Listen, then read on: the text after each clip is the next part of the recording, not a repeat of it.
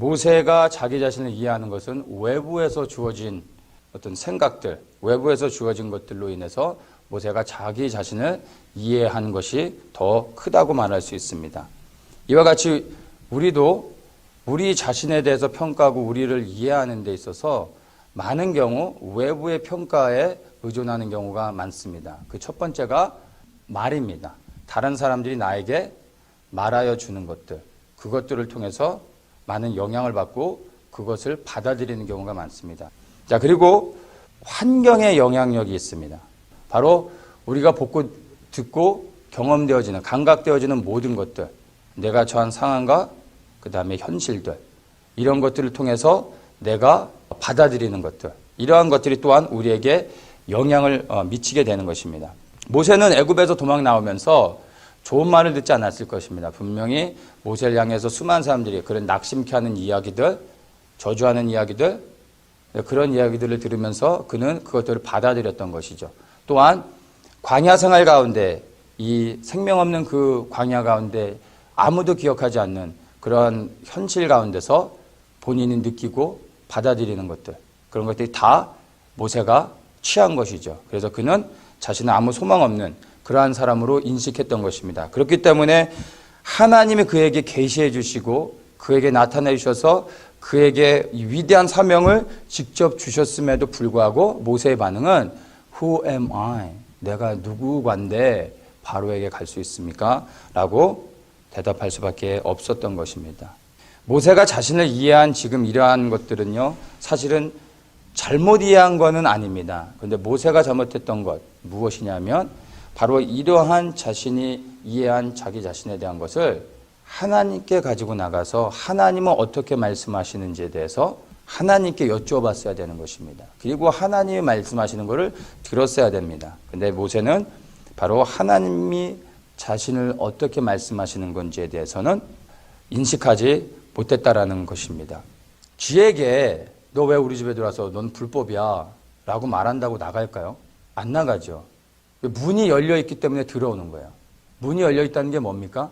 우리의 영적인 생활 가운데서 우리가 보고 듣고 만지고 경험되어지는 모든 것이 악한 영들이 우리에게 들어올 수 있는 통로가 되는 것입니다. 그리고 그런 것들은요, 그냥 열려있으면 들어오는 거예요. 쥐를 환영하고 들어오라고 말하지 않아도 열려있으면 알아서 자기가 들어오는 것처럼 악한 영들은요, 하여튼 통로만 되면, 들어올 수 있는 구멍만 있으면 들어오는 것입니다. 들어왔을 때 우리는 봤으면 거기에 대해 반응을 해야 돼요. 같이 살든가 아니면 몇 시간이 걸리건 잡든가 둘 중에 하나를 취해야 된다는 것입니다. 우리의 일상의 삶 가운데서 우리가 보고 듣고 경험되어진 수많은 것들을요, 우리가 무엇을 받아들이고 무엇을 거부할 것인지를 매 순간 결정하고 거기에 대해 반응해야 됩니다. 원치 않으면 예수의 이름으로 그것을 즉시로 거부해야 되는 것입니다. 그래서 금지기도와 방패기도, 이런 것들, 보호기도가 굉장히 중요합니다. 근데 모세는 이러한 것들에 대해서 실패했던 것 같아요. 외부에서 들었던 수많은 정보들을 그냥 그대로 다 받아들였던 거죠. 환경 가운데서 보고 경험되어지는 걸 통해서 자신이 다 그걸 받아들였던 거예요. 그래서 나는 아무것도 할 수 없는 사람이라고 스스로를 인식했기 때문에 하나님이 나타나셨음에도 불구하고, 그리고 그 하나님이 그에게 무엇을 해야 될지를 말씀해 주셨음에도 불구하고 모세는 이렇게 말하고 있는 것입니다. 12절에 이제 보면요, 이제 하나님이 모세에게 이렇게 말씀하십니다. 모세가 이제 내가 누구간데 who am I? 내가 누구간데 감히 바로에게 설 수 있겠습니까? 라고 하나님께 말하고 있을 때 12절에 하나님이 모세에게 답변하십니다. 내가 정녕 너와 함께 있으리라. 네, 하나님은 어쨌든 모세의 이러한 반응에 대해서 부정도 긍정도 하지 않으시고 그분의 말씀을 하시는 것입니다. 모세야, 너는 생각보다 괜찮은 사람이야. 너 멋있어. 너는 잘할 수 있어. 너는 준비됐어. 이렇게 말씀하지 않으십니다. 모세에 대해서 말씀하지 않고요, 그분에 대해서 말씀하십니다. 모세에 대한 언급은 전혀 하지 않으시고 하나님 자신에 대한 언급을 하시는 것입니다. 뭐라고요? I will be with you. 내가 정녕 너와 함께 할 것이다. 그것은 모세가 어떠한 모습을 갖추느냐가 아니에요. 하나님에게 중요한 것은 내가 너와 함께 한다는 것이죠. 그거면 끝나는 것입니다.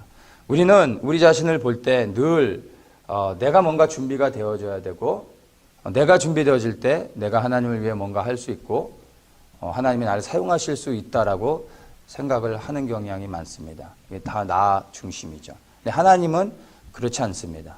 하나님은 우리를 보시는 게 아니라 그분의 계획 안에서 그분의 뜻 안에서 그분의 일을 그분이 직접 이루어 나가시는 것입니다.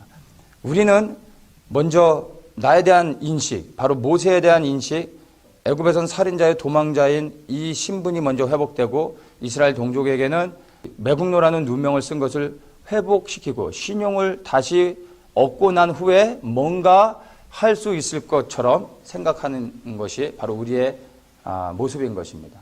그런데 하나님은 이런 것에 대해 관심을 갖지 않으십니다. 그냥 내가 너와 함께 하겠다라고 말씀하시는 것입니다.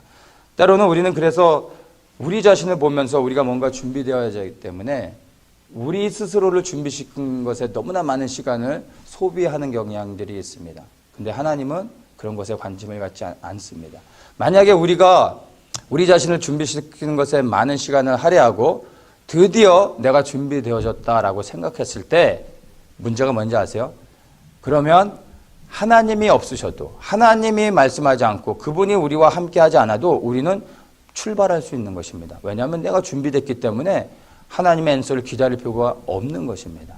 문제는 내가 얼마만큼 준비되느냐가 아니라요. 하나님이 나와 함께 하시는 거예요. 이 모세의 이름 안에 담겨져 있는 의미가 있는데 이 이름을 살펴보면은 우리에게 주는 메시지가 있습니다. 모세라는 이름은 히브리 이름이 아닙니다. 애굽의 이름이죠. 바로의 딸이 이 갈대 상자에서 떠내려가는 모세를 건져내고 그에게 모세라는 이름을 지어줬습니다.